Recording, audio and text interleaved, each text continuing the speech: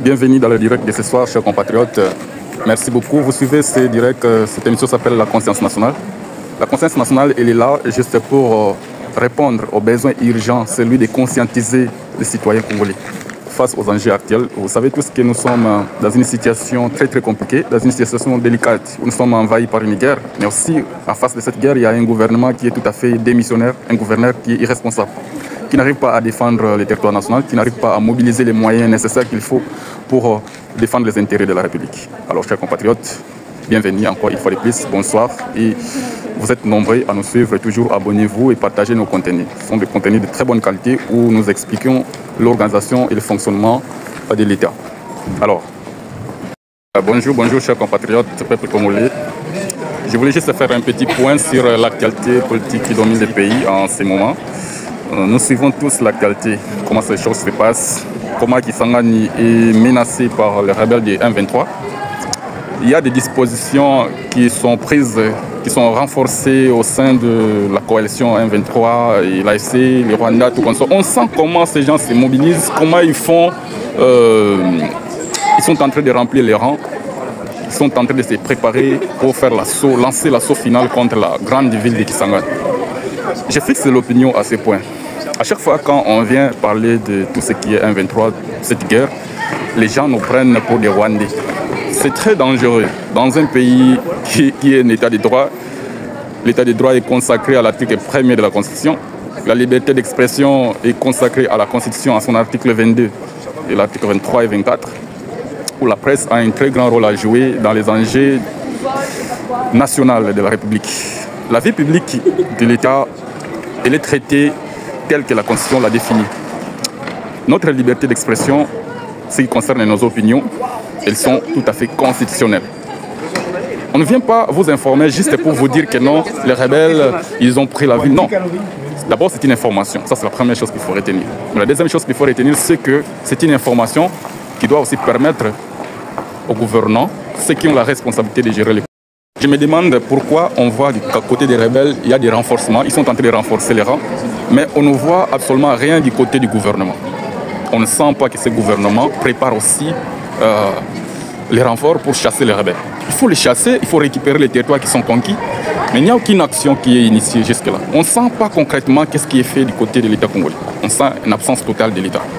On sent l'immobilisme. Alors ça, c'est très dangereux pour l'existence de notre nation. C'est très dangereux pour le régime de M. Tshisekedi. Ce régime est habitué à ne rien faire, un régime fainéant qui ne passe que son temps pour se plaindre inutilement. Alors qu'il oublie qu'il a la responsabilité de tout ce qui est la sécurité du pays. Il a la responsabilité de sécuriser les Congolais, de sécuriser le territoire national, défendre l'intégrité du territoire. C'est ça en fait qui me motive maintenant de vous faire ces petites vidéos pour vous expliquer que la situation actuelle demande que le peuple puisse bouger ses dirigeants, son président, son premier ministre et tout son gouvernement. Les gens qui passent le temps à faire des campagnes inutiles. Non, vous ne devez pas passer le temps à faire des campagnes inutiles. Tout ce que vous devez faire maintenant, vous devez mobiliser beaucoup plus de moyens de l'État. L'argent, les troupes, mais aussi les matériels. On doit voir que vous êtes en train de militariser les zones qui sont en danger. Et vous êtes en train de prendre des dispositions nécessaires pour les protéger. Et vous devez vous préparer en dehors de Kisangani, pas sur Kisangani. Parce que là, vous allez commettre les mêmes erreurs que vous avez commis à Goma, à Bukavu et consorts. Vous ne pouvez pas. Donc je disais, vous ne pouvez pas prendre des risques de venir combattre dans la ville de Kisangani. Vous devez prendre des dispositions de combattre hors la ville. Mettez des barricades, prenez des dispositions qui s'imposent pour défendre la patrie. C'est votre rôle, c'est votre devoir. Vous êtes payé pour ça. Et les militaires qui sont au front, vous devez mettre tous les moyens qu'il faut. Comment un ministre doit gagner plus de 200 000 $ le mois, alors qu'un militaire, il n'a qu'un salaire de moins de 100 $? Et alors, on s'attend à quoi lorsqu'on minimise celui qui doit défendre la patrie?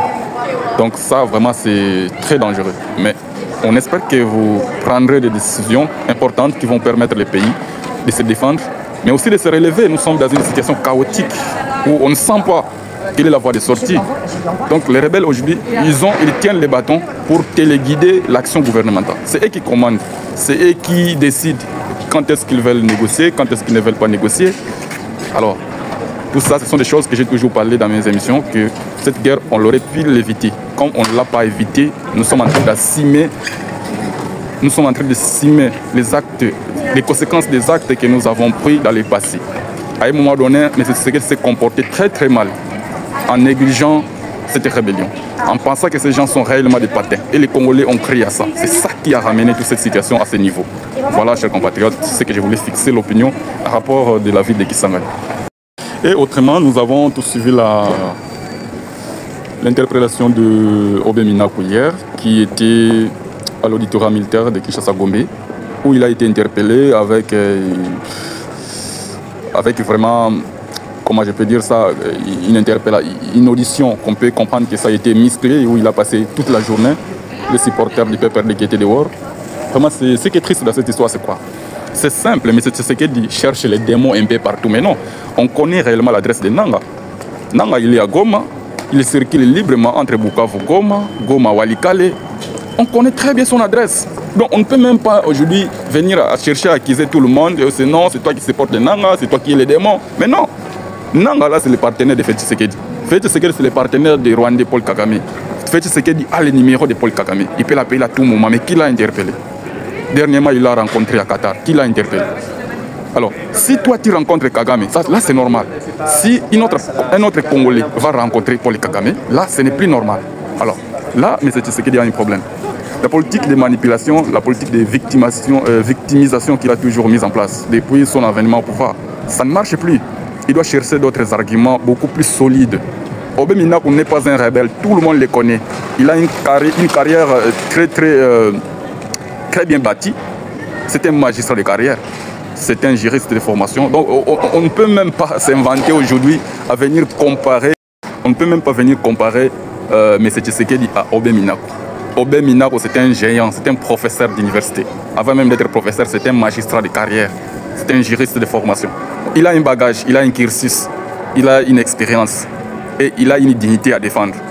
Laissez-lui tranquille. D'ailleurs, il est natif de Bandundu. Ici, même l'histoire peut nous renseigner que ces gens-là ne sont pas des guerriers, ce ne sont pas des rebelles. Ils n'ont jamais fait la conquête du pouvoir par les armes. Tu vois? Tshilombo ne peut pas chercher les démons partout. Tshilombo ne veut pas mourir seul, il veut mourir avec tout le monde. Non, tu as commis des problèmes, toi-même tu dois mourir seul. Tu as mangé avec le diable, tu dois mourir seul. Tu as signé des contrats un peu partout avec le diable, tu dois honorer seul. Ne cherchez pas le diable partout, c'est toi le diable, M. Tshilombo. Le vrai problème, c'est toi le problème.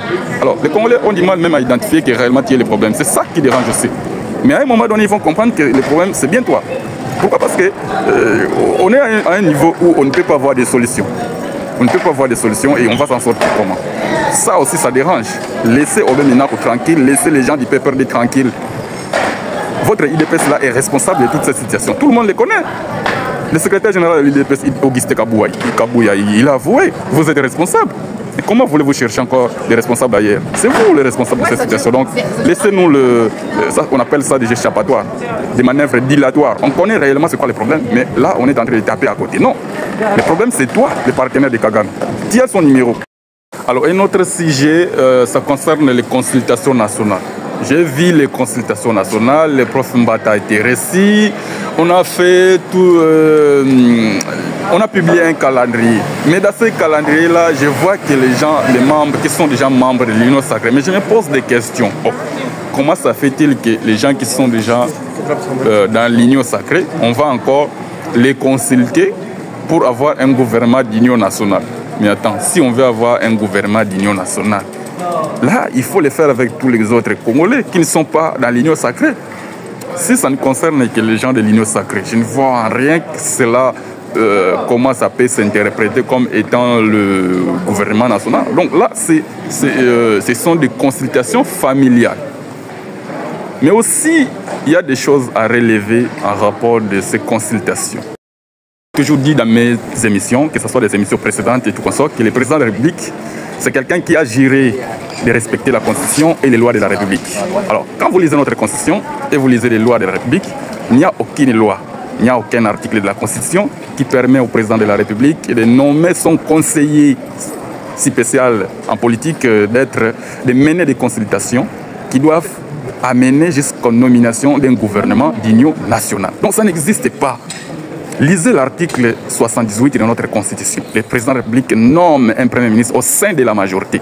Et c'est le Premier ministre qui va mener des consultations pour nommer un gouvernement. Pour proposer un gouvernement au chef de l'État, et le chef de l'État va les nommer. Mais dans les cas où on a eu des élections avant de nommer le Premier ministre, c'est là où le président de la République a le devoir de nommer un informateur qui va identifier la majorité au sein du Parlement. Mais ici, on n'est pas dans cette situation-là. On connaît déjà la majorité, c'est l'union sacrée. On a déjà un Premier ministre, on a un gouvernement en place. Comment le président de la République va encore confier une fonction illégale à son conseiller spécial de mener des consultations en vue de nommer un nouveau gouvernement? Ça, c'est incroyable. Comment on va autoriser au Congo que les choses se passent toujours contre la loi? Ce que la loi prévoit, c'est ça que le président doit faire. Ce qui n'est pas prévu, le président ne peut pas le faire. Ici, c'est difficile de défendre M. Tshisekedi. C'est difficile de nous prouver, noir sur blanc, que ce qu'il est en train de faire, il fait très bien. Non, il ne le fait pas bien. Il faut qu'on le lui rappelle. On n'a pas étudié les droits pour l'accompagner dans sa dérive autoritaire, de faire n'importe quoi. C'est surtout de faire ce qu'il veut. Le président ici, il fait ce qu'il veut.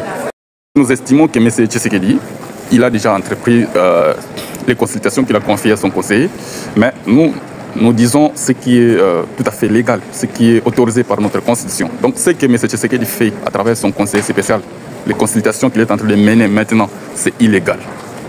C'est illégal. Donc c'est ça qui définit même le fonctionnement du Congo aujourd'hui. Si le Congo fonctionne mal, c'est parce qu'on a un messier qui fait des confusions partout et qui fait du n'importe quoi. C'est la raison d'être même de la Cour constitutionnelle, pour ne pas laisser le président de la République faire ce qu'il veut. C'est pour cela que la Cour constitutionnelle a été installée, pour vérifier la constitutionnalité des actes qui sont posés par le président de la République. Si la Cour constitutionnelle ne fait rien, parce que ce sont des gens qui ont pris engagement à défendre la médiocrité, ils ont pris l'engagement d'accompagner le pays tout entier dans un suicide collectif. Il faut que l'opinion publique s'en rende compte que nous sommes en train de vivre des choses qu'on n'a jamais vécues auparavant. Il n'y a aucune jurisprudence à la matière depuis que le Congo existe, où un conseiller spécial du président de la République a mené des consultations qui doivent amener à la nomination d'un gouvernement d'union nationale. Chers compatriotes, je dis et je vous remercie.